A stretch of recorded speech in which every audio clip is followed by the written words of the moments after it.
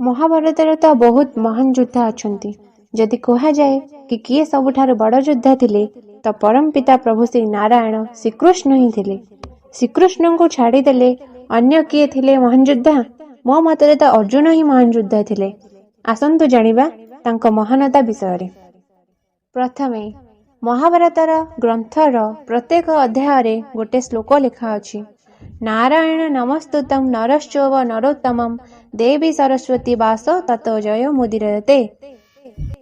अर्थात प्रभु नारायण सबु पुरुषंक ठारु श्रेष्ठ महाऋषि नर और देवी सरस्वती और ऋषि व्यास ए समस्तंकु नमस्कार करिकि ही ए महान ग्रंथ को पढ़िबा उचित।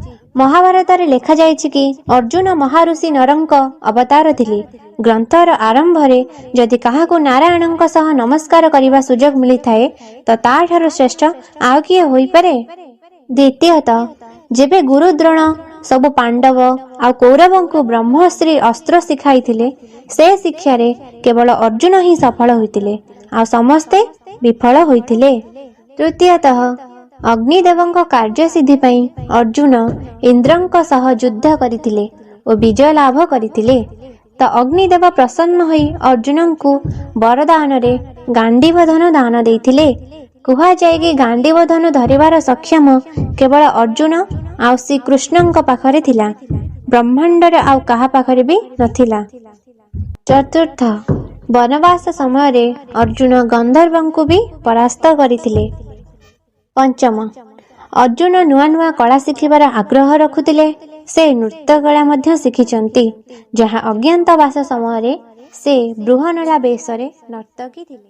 षष्ठ वनवास समय रे किरात वेश धरी प्रभु शिवंक सह युद्ध करी तांको परास्त करिथिले आ शिव प्रसन्न होई पशुपता अस्त्र प्रदान करिथिले। सप्तम विराट नगर युद्ध रे अर्जुन एका समस्त कौरवंक ठारु विजय लाभ करिथिले।